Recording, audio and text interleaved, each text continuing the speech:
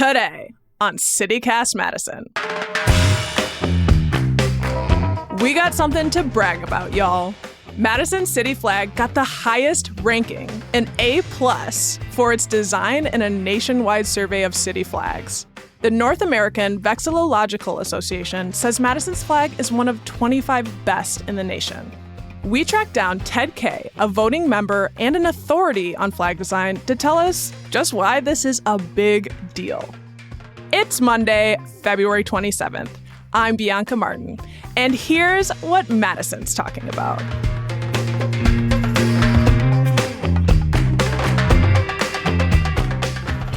Ted, welcome to CityCast Madison. Thanks for having me here.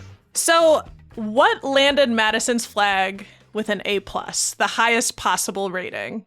Madison's flag checks all the boxes of great city flag design. It's simple, it's got meaningful symbolism, it's got just a couple colors, it's distinctive from any other flag, and it doesn't have lettering or seals on it. And I'm partial to diagonals because they're less common on flags, and I'm partial to what I call geographic designs because the design of Madison's flag is actually a map. It's a stylized map of where Madison is on the isthmus between two lakes. Yeah, and honestly, taking a good look at it has made me really excited because I hadn't done that before. But why care about flags? I've come to believe that flags are the ultimate icon of our tribalism, from national down to neighborhood, perhaps. And if one has a strong connection to one city, one is going to gravitate towards the symbol of that city. Now, often that territory is ceded to sports teams because cities generally don't have great symbolism, but sports teams usually do.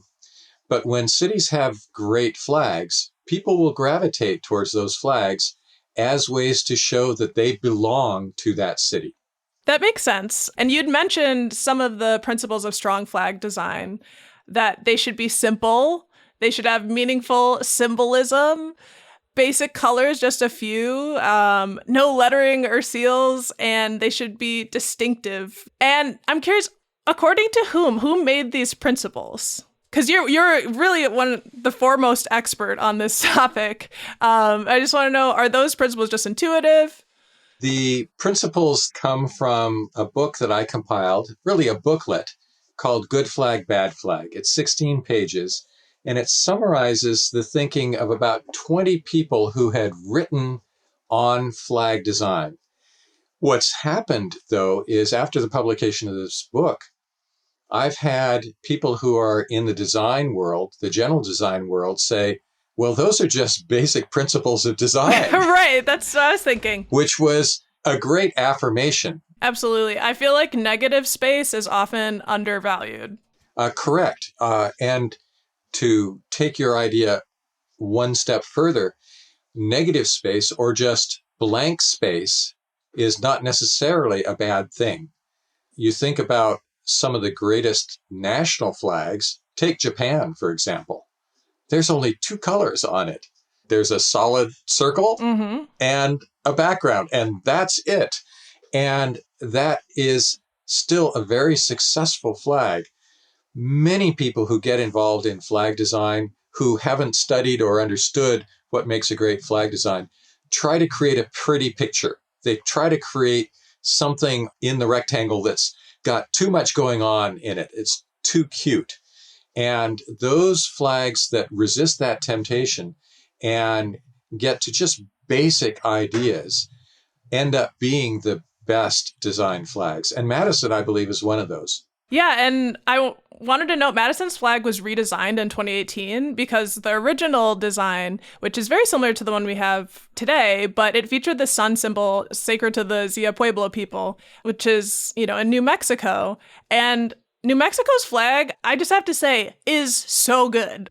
It's an iconic flag. It's got the Spanish colors of yellow and red, a yellow background with a red symbol on it. And the only thing on the flag is this Zia sun symbol. Madison's flag They wanted to represent the native tribes, and so they chose what they knew was a native symbol, and that was on the flag until 2017, when people started saying, well, that doesn't really represent our native history, and there's some cultural appropriation issues and such.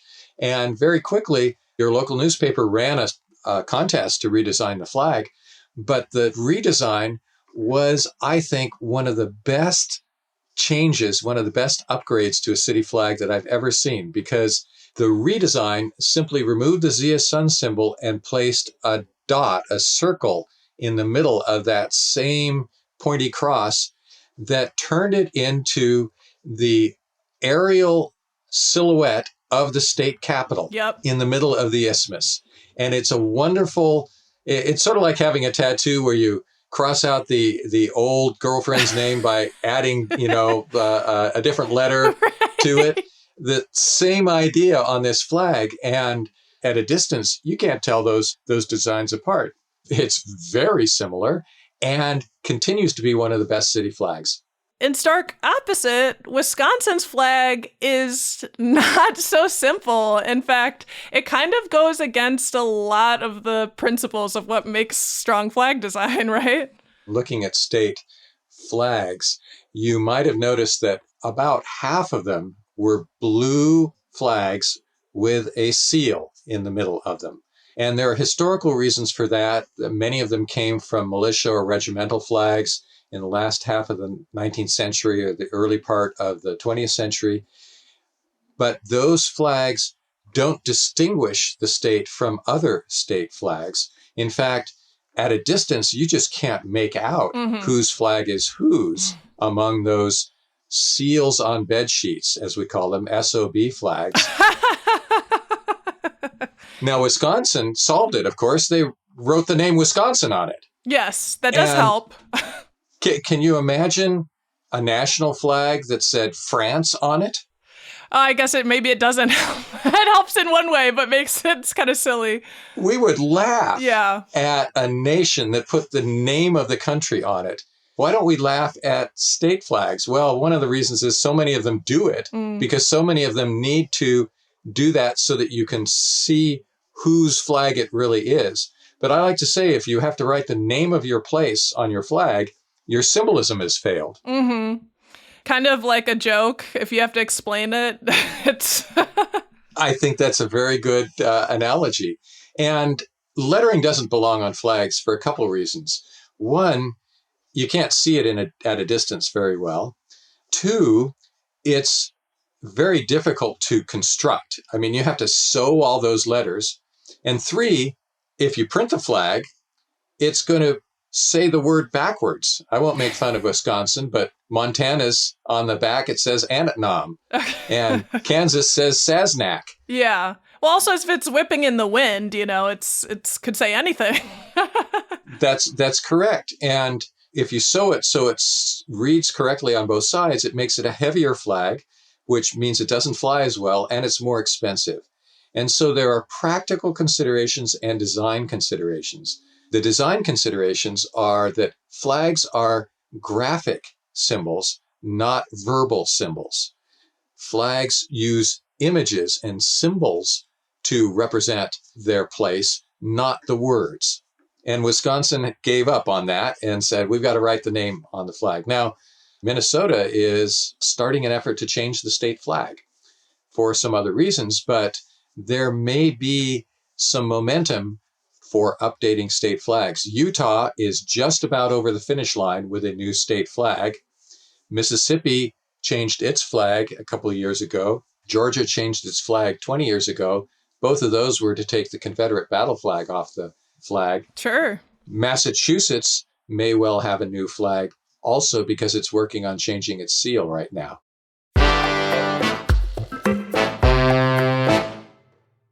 You were an early guest on Roman Mars's podcast, 99% Invisible, and there's an episode about flag design back in 2014 that really sparked a nationwide discussion about flags and, if they're really hitting the mark. And it sounds like... That's correct. Yeah. Roman Mars in 2015 was invited to speak at the main TED Talk conference, and he delivered a presentation called Why City Flags May Be the Worst Designed Thing You Never Noticed.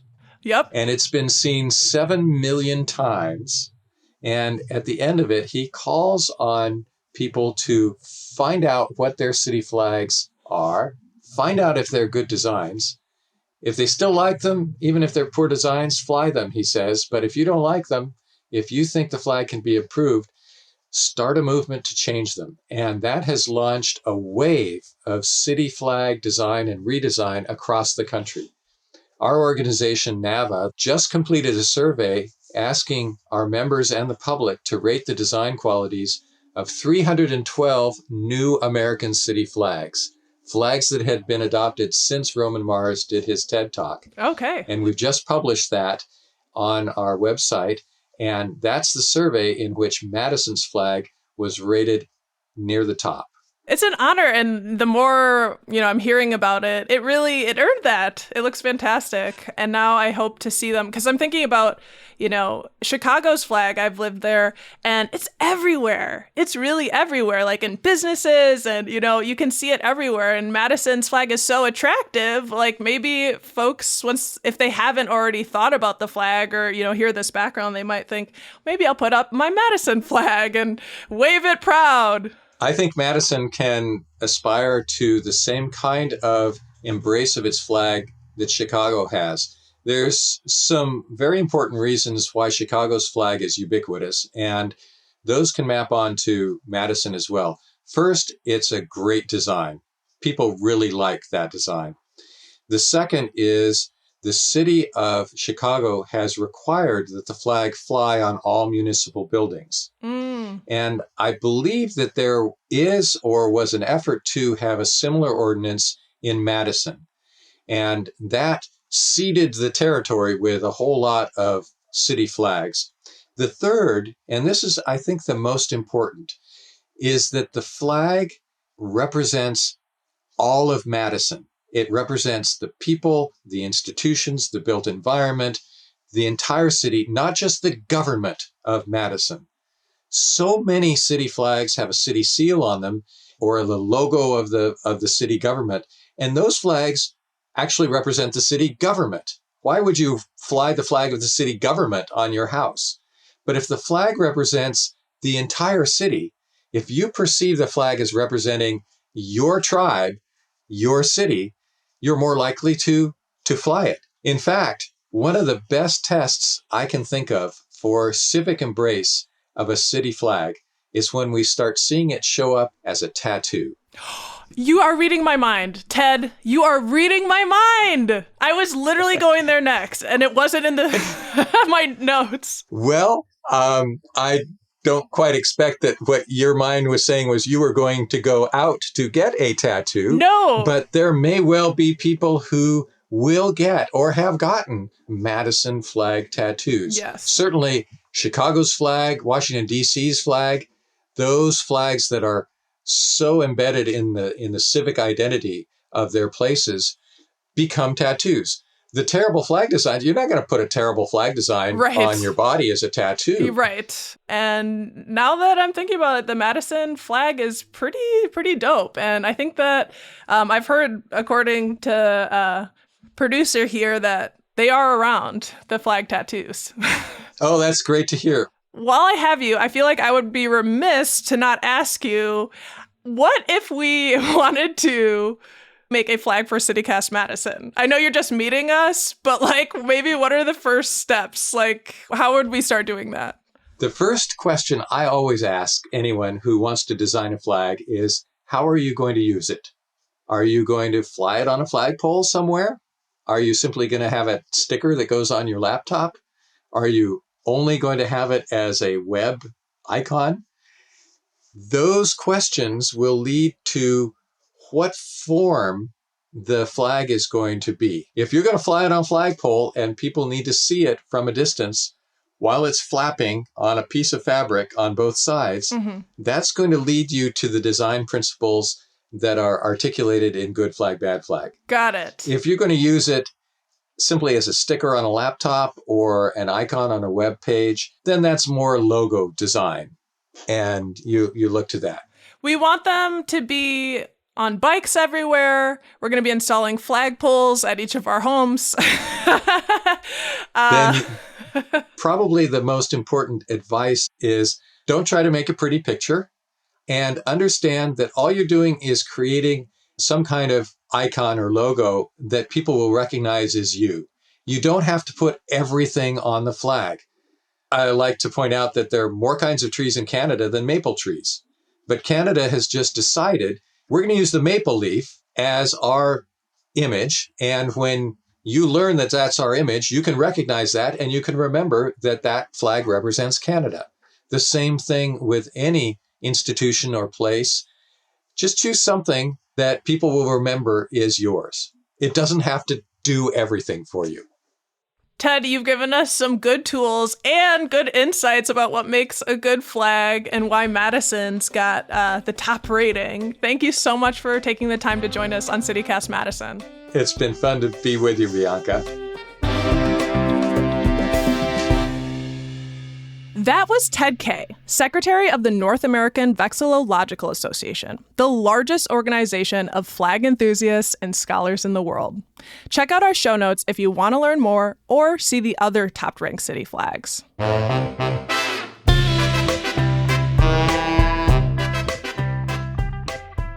And here's what else Madison's talking about. February is almost over. Thank God. We got some fun events, though, if you're ready to end your winter hibernation a tad early. Every first and third Wednesday at 7 p.m., Cafe Coda on Willie Street hosts a Bring Your Own Vinyl night. Come with a favorite record or just to listen. Now, their flag isn't as good as Madison's, but our neighbors in Sun Prairie are having a spring vintage shop on March 3rd and 4th. All along Main Street in downtown Sunny P, there will be 400 vendors from vintage shops and boutiques from across Wisconsin and Illinois. Might be worth checking out if you want some new digs. Plus, Wisconsin Film Fest is coming up, y'all. If you didn't know, Madison gets real serious about the Film Fest, and choice films sell out quickly. So we recommend some forward planning. Your first chance to learn this year's films will be on March 8th at the First Look at the Fest event. It's for the real cinema diehards, so best believe I'll be there. You will get the film guide before anyone else and have a chance to buy tickets on the spot. If that sounds alluring, check out our show notes for more info. That's all for today here on CityCast Madison. I'm Bianca Martin. If you enjoyed the show, why not tell Governor Tony Evers to do something about Wisconsin's state flag? Something's got to be done. We'll be back tomorrow morning with more stories from around the city. Take care, y'all.